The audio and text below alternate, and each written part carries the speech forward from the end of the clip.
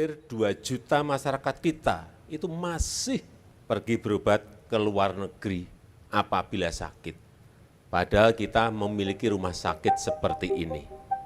Itulah pernyataan Presiden Joko Widodo pada peresmian satu rumah sakit swasta nasional di Bandung, Jawa Barat 6 Maret lalu. Pada kesempatan itu, Presiden merinci 1 juta masyarakat Indonesia berobat ke Malaysia, sementara 750.000 ke Singapura dan sisanya ke Jepang, Amerika Serikat, dan Jerman. Bukan tanpa alasan, Presiden mengkritik masyarakat Indonesia yang gemar berobat ke luar negeri. Ia menyebutkan fenomena itu menyebabkan devisa pada sektor kesehatan hilang sebesar 165 triliun rupiah. Salah satu pasien yang memutuskan berobat ke luar negeri adalah Hani Syarif. Penderita penyakit autoimun selama 12 tahun ini akan berangkat ke New Delhi, India pada 30 April mendatang. Ekspertisnya kita jelas belum ada. Di India aja itu baru 100-an orang, 100-200 orang yang menjalankan metode yang saya kerjain ya. Di Indonesia ada nggak? Nggak ada. Nol. Keterbatasan jumlah tenaga kesehatan dengan spesialisasi tertentu menjadi perhatian Presiden Joko Widodo. Memang problemnya kita masih punya problem di dalam negeri. Dokter spesialisnya masih kurang. Atau dokter yang punya subspesialis masih sangat kurang. Saya sudah bisikin tadi Pak Menkes, ini harus diurus. Kementerian Kesehatan sebagai kementerian yang menaungi profesi nakes mengakui kebutuhan yang tinggi pada dokter umum dan spesialis belum terpenuhi. Puskesmas di daerah adalah contoh fasilitas kesehatan yang paling kekurangan nakes. Jangankan dokter spesialis, dokter umum pun kadang tak ada. Nah, ini yang jadi permasalahan juga ya, bahwa ketersediaan SDM-nya kita ini masih belum merata. Jadi otomatis ya kalau kita bicara dari dokter umum aja sudah kurang ya, pasti kita tahu ya bahwa ini jadi tantangan 6% ya, mohon maaf, 6% itu puskesmas itu belum ada 1 dokter. Keterbatasan tenaga kesehatan inilah yang membuat pemerintah Indonesia perlu mengubah sistem pendidikan dokter spesialis. Presiden Jokowi pun memerintahkan Menteri Pendidikan dan Kebudayaan, Riset dan Teknologi untuk memudahkan proses pendidikan dokter spesialis. Selain itu, pemerintah Indonesia juga perlu mengatur distribusi dokter spesialis di daerah, sehingga celah berobat ke luar negeri dapat diminimalisasi. Menteri Kesehatan juga mengakui penyebab kecenderungan masyarakat berobat ke luar negeri, salah satunya ialah waktu tunggu yang lama ketika berobat di fasilitas kesehatan. Misalnya Anda menggunakan BPJS Kesehatan, Anda perlu mendapatkan rujukan di fasilitas kesehatan tingkat pertama, seperti puskesmas. Jika perlu dirujuk, Anda diarahkan ke rumah sakit pemerintah atau swasta yang bekerja sama dengan BPJS Kesehatan. Di rumah sakit sekunder ini, pasien perlu mengikuti prosedur penanganan sesuai jenis penyakitnya. Selain faktor kurangnya nakes dan vaskes, ada fenomena lain yang mendorong orang memilih berobat ke luar negeri, yaitu tawaran biaya yang lebih murah. Amri Rahayu memilih pergi ke Malaysia untuk operasi osteoartritis untuk kedua lututnya pada 2017. Sebelumnya, ia sempat berobat di dalam negeri dengan biaya yang lebih mahal. Sementara waktu itu udah tanya kan, waktu itu ada WhatsApp beberapa rumah sakit di Penang, dikasih tahu kisaran biayanya berapa, terus dikasih tahu itu bisa di cover, dan nanya juga ke kantor itu bisa di cover apa enggak gitu, dan ternyata semuanya bisa di cover, dan ternyata setelah itu ada unsur biayanya juga sih, jadi memang di sana lebih murah dengan teknologi yang sama. Selain tawaran biaya yang lebih murah, ada juga promosi wisata kesehatan rumah sakit di luar negeri. Kementerian Kesehatan mengakui bujuk rayu vaskes di luar negeri ikut mempengaruhi keputusan calon pasien. Fenomena berobat ke luar negeri bisa menjadi refleksi bagi rumah sakit pemerintah dan swasta. Salah satu grup rumah sakit swasta nasional mengklaim nakes dan vaskes yang mereka miliki mampu bersaing dengan rumah sakit luar negeri. Hanya saja pendekatan sentuhan non-teknis dalam praktiknya belum sepenuhnya disadari oleh tenaga kesehatan. Kompetensi non-teknis sendiri inilah yang saat ini menjadi tantangan buat kami karena kemampuan caring, empathy, dan komunikasi ini masih menjadi PR terbesar di Indonesia ini. Jika penyedia layanan kesehatan dalam negeri memperhatikan faktor layanan harga dan kemampuan non-teknis, bukan tidak mungkin calon pasien yang akan berobat ke luar negeri mengalihkan tindakan medisnya di dalam negeri. Tim Liputan CNN Indonesia, Jakarta. Halo, Anda menyaksikan program spesial Hari Kesehatan Sedunia bersama saya Daniar Akhri. Pada tanggal 7 April diperingati sebagai Hari Kesehatan Sedunia dan tahun ini tema Hari Kesehatan Sedunia adalah Health for All. Prinsip ini sesuai dengan Universal Health Coverage, yakni setiap orang memiliki akses terhadap layanan kesehatan dimanapun, kapanpun, dan tanpa kesulitan apapun. Hak warga negara untuk hidup memperoleh pelayanan kesehatan juga diatur dalam Undang-Undang Dasar 1945 Pasal 28H Ayat 1. Lalu sejauh ini pertanyaannya sudah sejauh mana prinsip Health for All ini bisa dirasakan oleh seluruh rakyat Indonesia. Nah, kita akan membahasnya dengan narasumber-narasumber saya yang sudah hadir di studio dan juga nanti akan tersambung melalui sambungan Zoom. Saat ini saya akan menyapa Profesor Dr. Ali Gufron Mukti, Direktur Utama BPJS Kesehatan. Halo Prof, terima kasih sudah hadir di sini Prof Gufron. Terima kasih, sehat. Alhamdulillah, harus sehat. Kalau kita bicara soal kesehatan, kita semua harus sehat ya. Saya juga akan menyapa narasumber saya yang kedua, Dr. Ulul Albab SPOG, Obgyn, dan Sekjen PBID. Halo dokter. Halo, Mbak Dania. Harus sehat pasti ya dok. Kalau berbicara dengan dokter dan juga Prof harus sehat semua hari ini. Tapi kalau kita bicara soal kesehatan, nanti juga kita akan bergabung bersama dengan artis dan juga pengguna BPJS Kesehatan, yaitu Mbak Soraya Haq. Nanti kita akan sapa di segmen berikutnya. Untuk sekarang saya mau ke Prof Gufron terlebih dahulu. Tadi mungkin salah satu yang dibahas terkait dengan banyaknya masyarakat yang akhirnya harus berobat ke luar negeri. Ada 1 juta yang kemudian berobat memilih 2 juta saat ini ya, 2 juta yang akhirnya memilih untuk berobat ke luar negeri. Nah, pada akhirnya bertanya-tanya soal pelayanan kesehatannya dan kualitas kesehatannya sejauh apa di Indonesia. Ada tanggapan, Prof? Iya, begini. Saya waktu jadi dekan di Fakultas Kedokteran di UGM, itu sekitar 200 sampai 400 minimal ya. Daftar di Fakultas Kedokteran kita. Iya. Dari Malaysia paling banyak, tapi juga ada dari Vietnam, dari Myanmar, ada dari Jerman, dan lain sebagainya. Setelah jadi dokter, apa ada perjanjian tidak tertulis, kemudian kita kirim pasien. Saya kira kan enggak begitu. Ya. Jadi intinya, masa kita menciptakan dokternya, menghasilkan dokternya, lalu ada pasien kita ke sana. Ini sesuatu hal yang tidak tepat gitu. Dan kami yakin mampu untuk bisa mengalihkan itu. Itu tidak sulit ya. Tapi yang jelas ada unsur-unsur lain. Ini sebagai contoh saya wawancara sendiri nih di Medan ya. Orang pergi ke Pineng, loh saya tanya, Bu, kenapa ke Pineng? Ini Pak, saya itu disuruh oleh dokter di Medan. Indonesia. Di Medan ke Pineng. Loh kan juga sama Bu mahalnya. Iya karena disuruh itu. Wah, batin saya berarti sebagai agen gitu. Saya pernah ditawari juga kayak gitu. Nah itu dia jadi satu permasalahan. Lalu permasalahannya lagi apa? Selain nanti kita akan membahas soal BPJS. Dari sisi kompetensi kita nggak kalah ya. Tapi betul tadi dari packaging, komunikasi, ya bagaimana teamwork dan penerimaan ya, dan ketepatan waktu dan komitmen dari para tenaga kesehatan kita itu perlu ditingkatkan. Padahal sesungguhnya teknologi dan lain-lain di Indonesia nggak kalah. Dari sisi kompetensi juga nggak kalah. Kalau saya mau cerita, saya baru dari Solo, itu ada seorang dirawat di Singapura, ya. Akhirnya apa? Kembali ke Solo, bahkan selesainya di Solo pakai BPJS. Oh gitu. Iya. Tapi waktu di Singapura nggak pakai BPJS itu. Gitu. Karena BPJS Kesehatan juga ada ya di Indonesia ya Pak.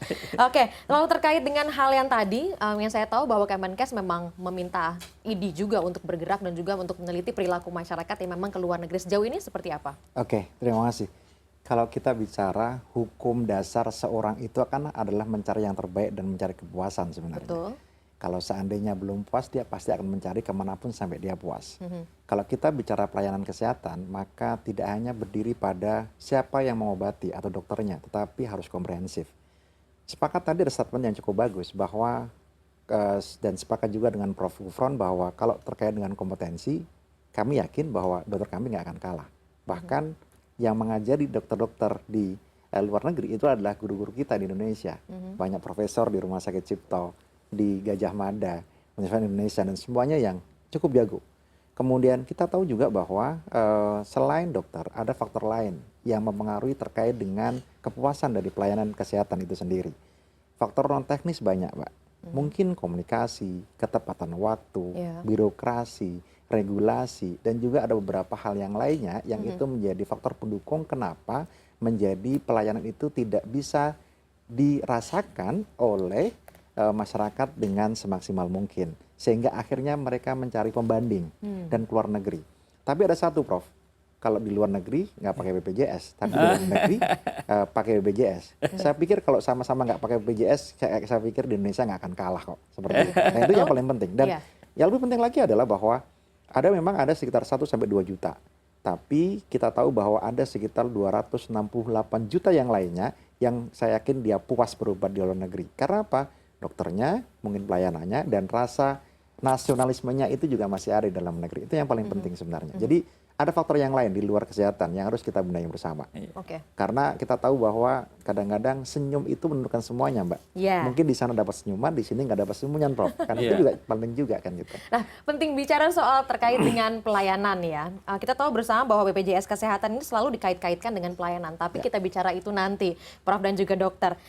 Yang saya ingin garis bawahi dulu di awal bahwa yang saya tahu dari sidang WHO di ke-13, Prof juga hadir, kalau tidak salah, di tahun 2023 ini punya target bahwa ada 1 miliar mendapat manfaat, 1 miliar orang terlindungi dari kedaruratan, dan juga 1 miliar orang akhirnya hidupnya lebih baik dari segi kesehatan dan lain-lain. Nah, sejauh ini dari BPJS Kesehatan sendiri itu sudah seberapa luas bisa memberikan pelayanan tersebut? Wah, kita pesertanya dalam waktu sangat singkat, yaitu sekitar 10 tahun sudah mencapai lebih dari 250 juta, tepatnya 252 juta. Dan itu belum ada negara yang dalam waktu kurang dari 10 tahun bisa mencapai sejumlah itu. Apalagi di ASEAN ya. Penduduknya aja nggak sampai 200 juta gitu. Nah, Indonesia bisa ke situ untuk yang single scheme ya, one integrated scheme ya. Ada yang kayak di India, di katakanlah Cina itu, tapi fragmented scheme gitu. Jadi ini hampir seluruh penduduk Indonesia, jadi artinya sudah 90% lebih ya. Tapi kita masih punya PR tentunya ya. Tetapi yang jelas hampir seluruh masyarakat ya, rata-rata rumah sakit ini sekarang, apalagi rumah sakit pemerintah itu 80 ya sampai 90% adalah pasien BPJS gitu. Nah, karena jumlah yang banyak, di sisi yang lain hal positif, di sisi yang satu lagi tentu ini menjadi tantangan. Bukan begitu, Prof? Untuk memenuhi berbagai macam hal terkait dengan kesehatan. Nah, sejauh ini yang kemudian saat ini terjadi, Prof, kalau saya baca dari BPJS Watch itu mengungkapkan 85% biaya ataupun anggaran itu fokus kepada rumah sakit, betul, Prof? Oh ya, sekarang sudah kita geser, jadi ditekankan kepada promosi, prevensi, termasuk screening. Jadi kita ada riwayat screening itu, bahkan pemakaiannya itu sudah 15 juta orang lebih. Ya, jadi ini kita kuatkan di sana, tapi bukan berarti langsung pembiayaannya turun dengan screening promosi, bukan. Pasti naik. Ya. Nah, tapi on the long run ya itu bisa turun begitu. Oke, kalau tanggapan dari sisi dokter sendiri? Tadi kami anggarkan hampir 9 triliun ya untuk tahun 2023. Iya. Dan memang kalau kita lihat semakin hari semakin tahun juga semakin baik. Dari tahun 2014 BPJS ini ada semakin membaik. Iya, dan sejak didirikan itu defisit. Baru tahun 2021 sudah surplus. Gitu. Oke.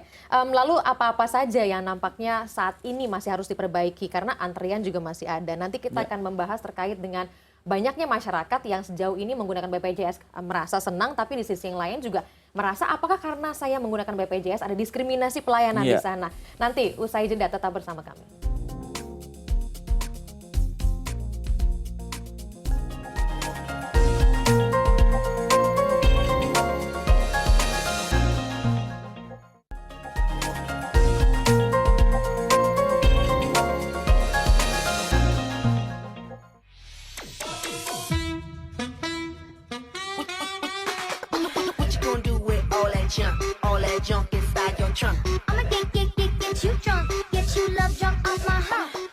Akhir-akhir ini beredar video viral di media sosial tentang tenaga kesehatan yang membuat parodi tentang perbedaan pelayanan pasien umum dan BPJS.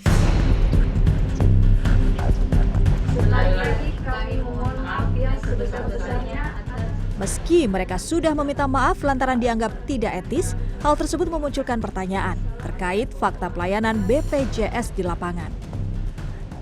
baik aja sih, dokternya, perawatnya. Kebetulan mungkin rumah sakitnya juga baik juga sih, maksudnya nggak ada perbedaan sih gitu. Semua yang berobat kan emang banyak, ya sabar menanti gitu. Kalau untuk berobat, ya pelayanannya agak kurang gercep ya. Dalam artian mungkin dokternya datangnya atau untuk absennya pertama kali ngambil nomor, setelah ngambil nomor nunggu 1 jam 2 jam, sambil nunggu dokter datang, dokter nanggul pun datang nggak langsung ditanggapin. Nggak ada masalah. Di Gatot juga nggak ada masalah, BPJS-nya diterima gitu. Ya sih, kalau saya ngalamin sih semua baik-baik aja. Meski sebagian masyarakat mengaku belum pernah mengalami kendala yang cukup berarti terkait pelayanan BPJS, salah satu peserta BPJS, Ike, mengaku telah mengalami diskriminasi pelayanan. Menurut pengakuannya, sudah 2 rumah sakit tidak menyarankan tindakan operasi ataupun obat kepada buah hatinya. Mikaela Azalea yang masih berusia 4 bulan mengidap 3 penyakit sekaligus, yakni penyakit jantung bawaan, pneumonia, dan Down syndrome. Sehari-hari, bayi ini harus minum susu lewat selang dan bernapas terengah-engah. Hasil pemeriksaan pertama bulan Desember lalu, diameter lubang kebocoran jantung 2 mm. Kemudian, pada Maret, diameter membesar menjadi 2,7 mm. Namun pihak rumah sakit menyatakan tidak perlu operasi.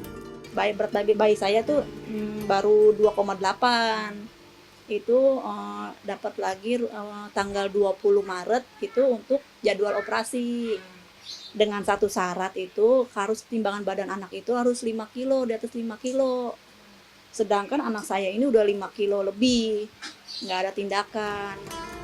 Dokter spesialis anak Winda Azwani mengatakan penyakit jantung bawaan tersebut tidak masuk kategori bahaya, sehingga tidak butuh operasi atau obat. Jadi mungkin memang bayi itu bisa kita tunggu dulu, kemudian kita harapkan bayi dengan lubang sekecil ini itu bisa menutup sendiri, asal dia gizinya baik. Bahkan nggak perlu obat juga ya kalau ada tipe yang kecil seperti ini. Tipenya kan VSD ya, kecil. Memang yang terakhir Eko tuh udah ada jaringan yang mau menutupi lubang gitu. Ya kalau misalnya belum perlu obat, kita juga nggak kasih obat. Kan kalau obat itu juga bisa mempengaruhi kerja di ginjal dan di hepar ya untuk pengeluarannya atau ekspresinya. Namun mirisnya, tak sampai seminggu setelah pemeriksaan terakhir, tepatnya pada 31 Maret, Mikaela kembali dibawa ke rumah sakit untuk perawatan pneumonia di ICU. Namun di hari yang sama, bayi ini dinyatakan meninggal dunia. Ya nggak perlu operasi, kecuali ibu anaknya 8 mili, baru dioperasi, baru tindakan. Nanti juga bakal nutup 6 mili itu. Tidak bilang begitu. Koordinator Advokasi BPJS Watch Timbul Siregar menilai video parodi nakes yang viral muncul dari fakta yang ada. Sepanjang 2022, BPJS Watch telah menerima lebih dari 100 aduan mengenai pelayanan BPJS terkait akses ruang perawatan hingga biaya alat medis dan obat yang dibebankan kepada pasien. Ia berharap pemerintah bisa lebih terbuka terhadap keluhan pelayanan dan proaktif dalam melakukan pengawasan. Kalau kita membaca pasal 32 Undang-Undang 44 tahun 2009 tentang rumah sakit, dengan sangat jelas pasien berhak untuk mendapatkan pelayanan tanpa diskriminasi. BPJS Kesehatan mengaku seharusnya tidak ada perbedaan perlakuan rumah sakit terhadap pasien BPJS dengan pasien umum. Apalagi BPJS tidak memiliki utang pembayaran kepada fasilitas kesehatan yang bekerja sama dengan BPJS. Sampai hari ini tidak ada utang dari BPJS Kesehatan kepada seluruh fasilitas kesehatan yang bekerja sama dengan BPJS Kesehatan. Jadi tidak ada isu lagi bahwa pembedaan perlakuan terhadap pasien BPJS dan pasien umum itu karena permasalahan pembayaran. BPJS Kesehatan berharap pelayanan ke peserta Jaminan Kesehatan Nasional oleh Vaskes yang bekerja sama tidak diskriminatif, sehingga seluruh pasien mendapatkan hak sesuai dengan peraturan yang berlaku. Tim Liputan, CNN Indonesia. Anda masih menyaksikan program spesial Hari Kesehatan Sedunia. Selanjutnya kita akan berdialog kembali dengan Dirut BPJS Kesehatan, Prof. Ali Gufron, dan Sekjen ID, Dr. Ulul Albab yang saat ini bergabung di studio. Dan saya juga akan menyapa terlebih dahulu narasumber lain yang juga merupakan keluarga pengguna layanan BPJS Kesehatan, ada Mbak Soraya Haq. Halo Mbak Soraya. Apa kabar hari ini? Halo, kabar baik, terima kasih. Iya, mungkin saya juga ingin tahu juga komentar terkait dengan informasi yang tadi sudah kita dengarkan bersama Prof. Gufron dan juga Dr. Ulul. Tapi saya mau ke Mbak Soraya terlebih dahulu. Mbak Soraya, ini sudah sejak kapan menggunakan BPJS Kesehatan? Saya tuh sebetulnya menjadi anggota BPJS sejak tahun 2015 dengan dilatar belakangi persoalan terkait dengan kami punya asuransi. Karena ternyata pada saat anak saya yang pertama, Valerie, itu mengalami panas tinggi, kemudian harus dirawat inap di rumah sakit dengan menggunakan fasilitas dari dia punya asuransinya, ternyata kerjasama antara rumah sakit dengan asuransinya sudah habis. Jadi mau tidak mau harus bayar secara cash begitu ya. Persoalan itu akhirnya membuka mata kami bahwa oh iya ya, ternyata kalau asuransi yang kami sudah punya sebelum adanya BPJS, itu ada masa kadaluarsa ketika rumah sakit juga bekerja sama dengan asuransi yang kami pilih. Sehingga akhirnya, ayo kita coba untuk ikut BPJS, satu keluarga, dan kebetulan anak saya yang 2, itu juga dia di-cover oleh perusahaan di mana tempat mereka bekerja. Tetapi kami yang di rumah berdasarkan KK atau kartu keluarga itu mengikuti semuanya mengambil BPJS. Dan ternyata dengan BPJS tidak seseram atau semejengkelkan orang yang mendapatkan pelayanan mungkin yang tidak sebagaimana mestinya. Jadi buat saya sebetulnya yang perlu untuk kita ketahui bersama bahwa BPJS itu membantu kita sebagai warga negara Indonesia, itu yang pertama. Kenapa demikian? Karena banyak sekali warga negara Indonesia, kalau saya enak masih tinggalnya di kota besar, tetapi mereka yang tinggal di daerah terpencil atau jauh daripada fasilitas kesehatan yang memadai, itu perlu sekali untuk menjadi anggota BPJS. Kalau dibicarakan kedua, perbandingan antara asuransi swasta yang dipilih berdasarkan BPJS, sebetulnya angka yang memang harus dibebankan oleh si pengguna jasa daripada BPJS itu kan jauh lebih murah ya dibandingkan dengan asuransi pada umumnya. Tetapi bicara mengenai biaya per bulan itu tergantung dari gaya hidup kultur yang memang kita jalani. Karena di Indonesia itu asuransi saja tidak semua orang memiliki atau menyadari pentingnya ada asuransi. Selama perjalanan 8 tahun ke belakang cukup baik yang dirasakan oleh Mbak Soraya sebagai pengguna BPJS dibandingkan dengan pengalaman sebelumnya menggunakan asuransi swasta.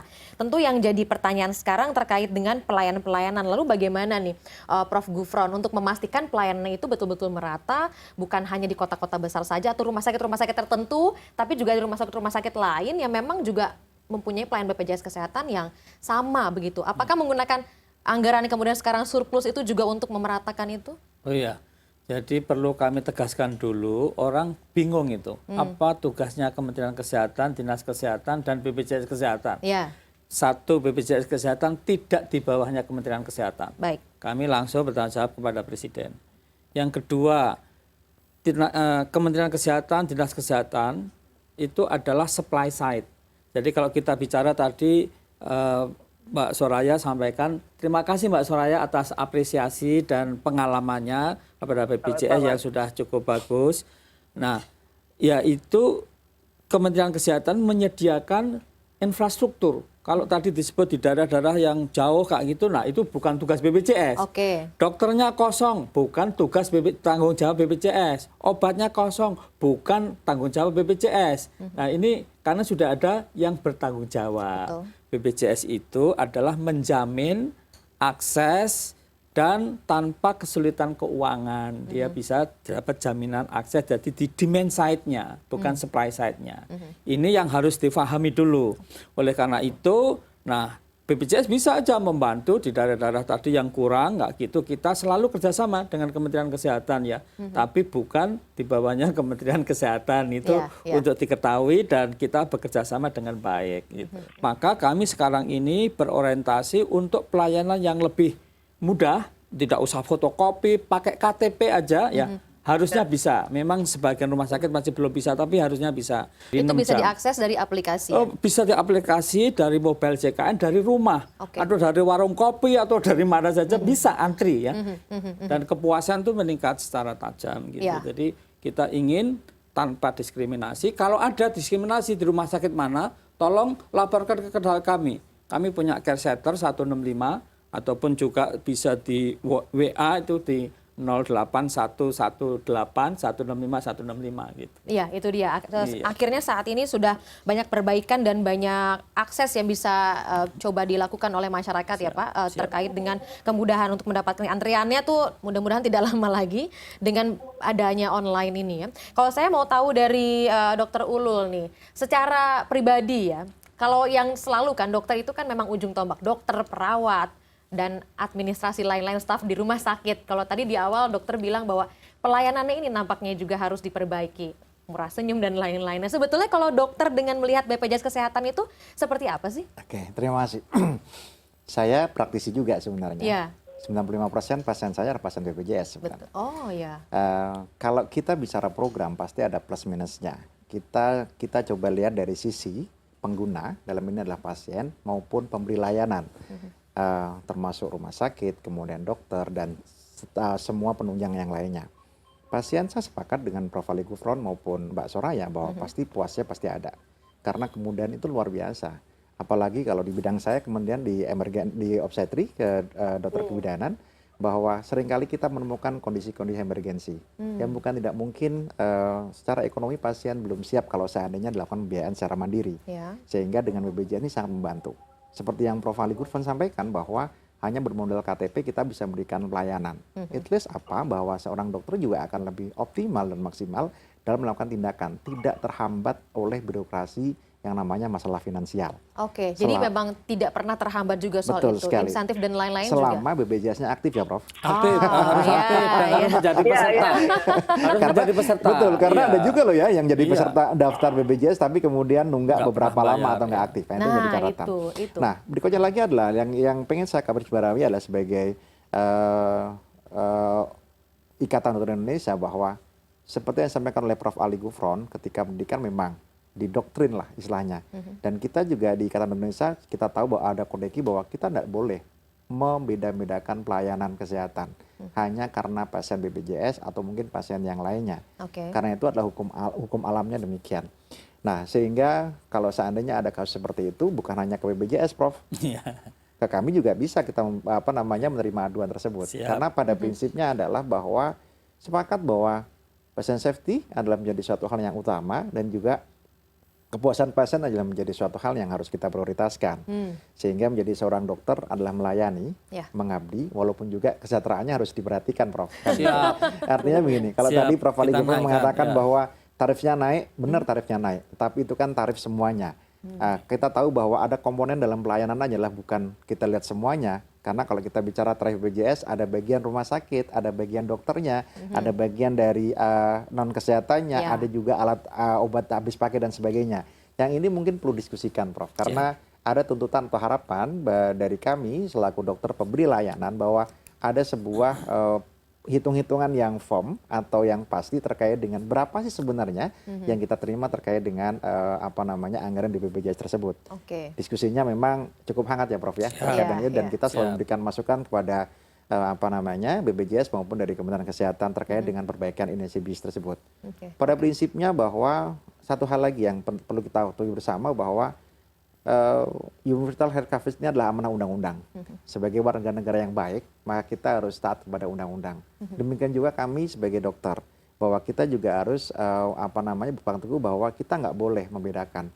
Jangan sampai nanti ketika misalnya ini pasien VIP, maka senyum kita lebar. Tapi begitu pasien BPJS, maka bukan lebar, tapi malah maju ke depan bibir kita. Kan nggak bisa demikian. Sehingga ini menjadi sebuah hal yang harus bareng-bareng kita benahi. Oke, sepakat untuk membenahi, sepakat juga untuk memberikan pelayanan yang prima untuk masyarakat tanpa ada diskriminasi. Nah, kalau dari Mbak Soraya sendiri, biasanya kalau pengguna sangat sensitif sekali dengan pertanyaan iuran. Betul ya, Prof ya? Kalau untuk pengguna iuran, tarif untuk pihak rumah sakit dan juga Vaskes. Nah, kalau dari kacamata Mbak Soraya ini sendiri ini bagaimana? Kan awal-awal dulu sempat dengan tarif iuran sekian, kemudian sempat dinaikkan juga. Apa yang ingin disampaikan? kalau dibandingkan dengan asuransi yang kami miliki sebelumnya, tentunya angkanya kan relatif di bawah daripada standar asuransi.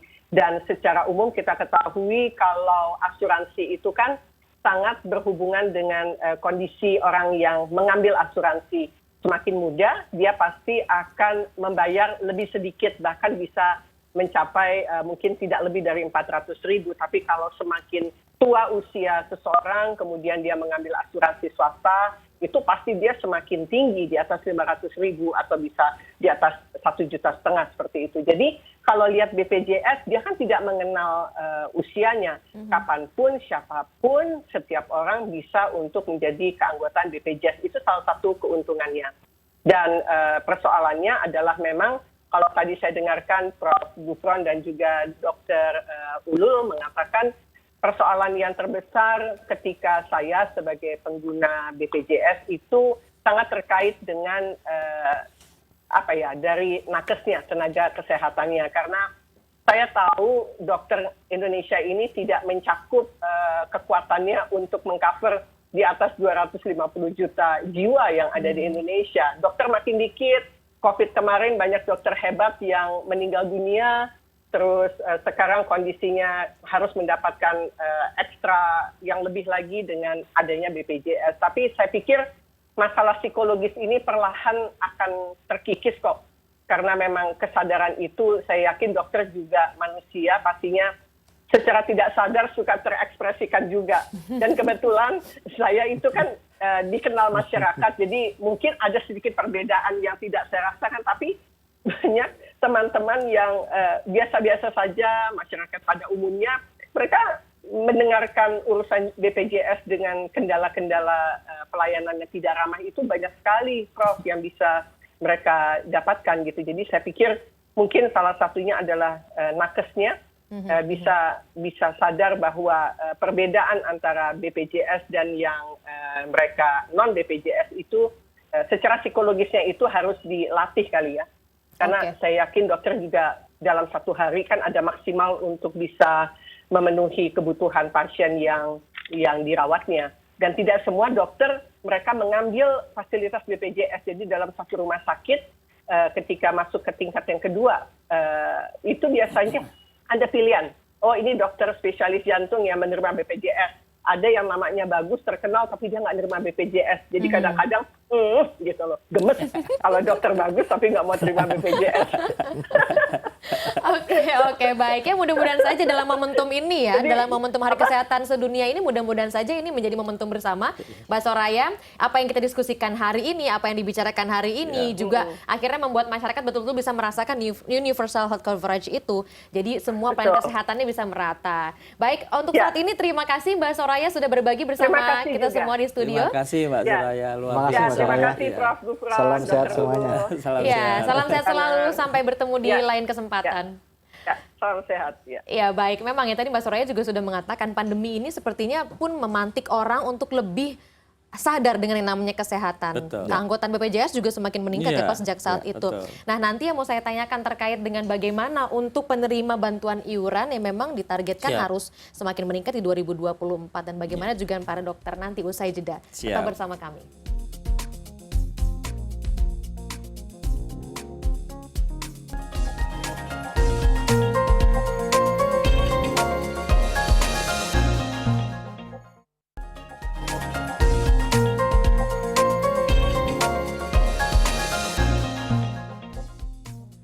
Anda masih bersama kami dalam program spesial Hari Kesehatan Sedunia, masih bersama dengan Dirut BPJS Kesehatan, Prof. Ali Gufron, dan Sekjen PBID, Dr. Ulul Albab.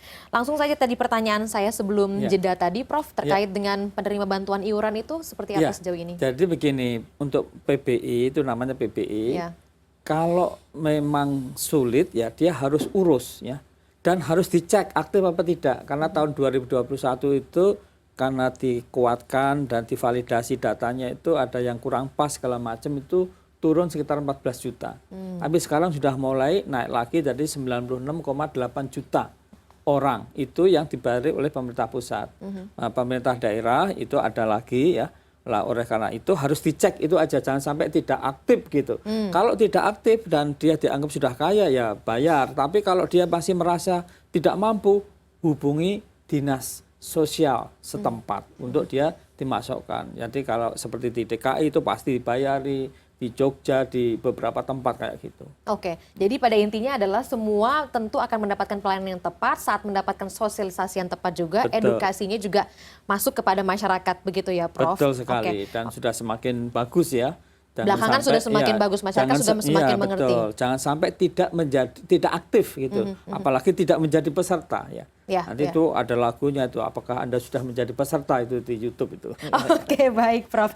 Oke, kalau terkait dengan kesehatan ini, dokter, tentu yang kita tahu bersama ada banyak sekali masyarakat Indonesia bahkan persentasenya cukup besar untuk membiayai penyakit-penyakit yang kronis seperti stroke, jantung dan lain-lain.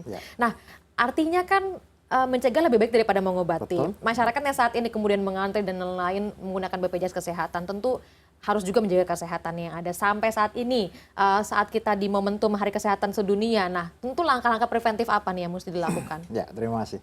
Pepatah lama bahwa mengobati akan jauh lebih mahal dibanding mencegah, atau mencegah akan lebih baik dibanding mengobati adalah pepatah yang sampai sekarang masih berlaku sebenarnya.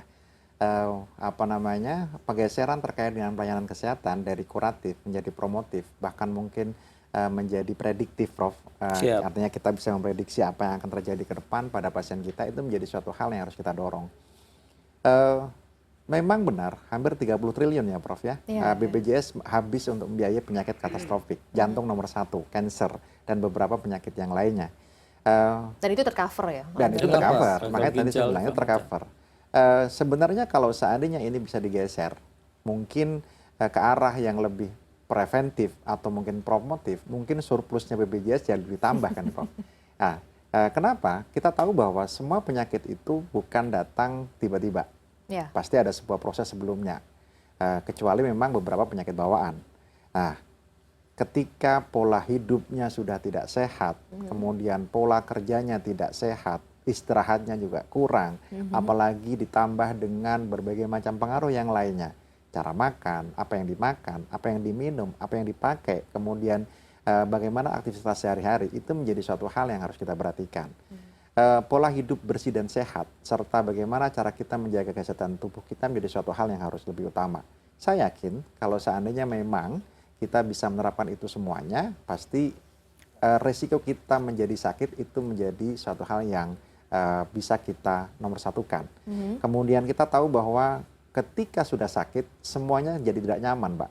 Walaupun di hadapan kita ada sebuah makanan yang enak, mobil kita nyaman, atau mungkin kita punya fasilitas yang luar biasa, kita nggak akan bisa menikmati. Makanya sebelum kita menikmati semuanya, maka satu, kita harus sehat. Ketika sehat, kita akan bisa merasakan semuanya.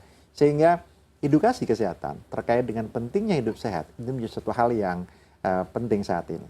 Biasanya orang tahu bahwa sehat itu penting setelah sakit. Iya, betul. Jadi sadar ya, Dok. Jadi sadar, dan biasanya dia nggak akan merasakan bahwa sehat itu nikmat kalau seandainya tidak pernah merasakan sakit. Tidak ada pembandingnya. Ini yang harus kita tekankan bahwa bagaimanapun juga mencegah akan lebih bagus daripada mengobati. Oke, tapi terkait dengan edukasi yang saat ini marak itu ada salah satu ya, kita belum bisa sebut dia apa, Ida Dayak yang wah fenomenal sekali, viral sekali, bahkan beberapa jabat kita juga terlihat berobat. Nah, dari Prof. Gufron sendiri? Iya, tadi betul sekali tadi bahwa health is not everything, but without health everything is nothing. Jadi kesehatan bukan segalanya, tanpa kesehatan segalanya tidak ada artinya ya. Maka sehat itu pola hidup sehat, promosi prevensi penting kita jaga ya. Nah, untuk berbagai macam metode tradisional ya, itu menurut saya bagus-bagus saja sepanjang ada evidence base-nya. Oleh karena itu harus ada satu kita berbasis pada bukti gitu. Kalau tentang tulang itu bisa banyak, di Solo ada, di Klaten ada, tetapi kalau tentang penyakit apalagi yang infeksi ya, nah katakanlah HIV/AIDS ya, ataupun TB ya, kita mohon maaf nomor 2 loh sedunia TB. Bahkan kata laporan ini jumlah yang meninggal karena COVID dan karena TB itu hampir sama. Tetapi orang Indonesia sangat concern terhadap COVID tapi tidak terhadap TB. Padahal kita nomor 2 juara dunia gitu. Nah, ini harus betul-betul bersama-sama kita atasi yang evidence based. Nah, tinggal dibuktikan aja gitu. Oke, baik. Terima kasih, Prof. Artinya untuk seperti patah tulang dan lain-lain memang terlihat ya, tapi untuk penyakit-penyakit karena virus dan lain-lain tentu harus ada buktinya itu tadi dari berbagai macam untuk semua pemeriksaan penyakit, ya. semua ini harus ada evidence based lah. Evidence baik. based medicine kita biasanya seperti itu. Siap, dari dokter? Sebagai seorang dokter, maka ketika kita memberikan terapi atau apapun itu, maka harus ada prosesnya terlebih dahulu. Kode etik Kedokteran Indonesia salah satunya mengatakan bahwa seorang dokter dilarang memberikan pengobatan atau memberikan keahlian yang memang belum terbukti kebenarannya. Masyarakat Indonesia memang kadang-kadang akan cepat tergiur atau mungkin akan cepat terpesona dengan segala sesuatu yang bisa memberikan kepuasan secara instan. Kita tidak bisa bicara benar atau tidaknya pengobatan yang dilakukan oleh para pihak-pihak tertentu, tapi pada prinsipnya bahwa sampai saat ini sebagai seorang dokter, dan kami juga di organisasi profesi dokter, Ikatan Dokter Indonesia, selalu mengedepankan bahwa apa yang kita berikan kepada masyarakat haruslah berbasis bukti atau evidence based medicine. Tanpa itu kita dilarang untuk menerapkan. Oke. Baik, sudah cukup jelas, sudah bisa kita mengambil kesimpulannya masing-masing. Terima kasih. Terima kasih. Waktunya Prof. Gufron, Dr. Ulul Albab sudah bergabung bersama kami di sini dalam program spesial Dialog Hari Kesehatan Sedunia. Tentu tadi ya, ada banyak sekali yang sudah kita bicarakan hari ini. Saya yakin Anda juga sudah mendapatkan catatannya masing-masing. Yang paling penting adalah sakit tidak mengenal status ekonomi, tapi semua pihak selalu bekerja sama untuk mewujudkan health for all atau kesehatan untuk semua, kesetaraan dalam kesehatan. Kami sudahi perjumpaan kita hari ini dalam program spesial Hari Kesehatan Sedunia. Saya Daniar Akhri pamit. Sampai jumpa.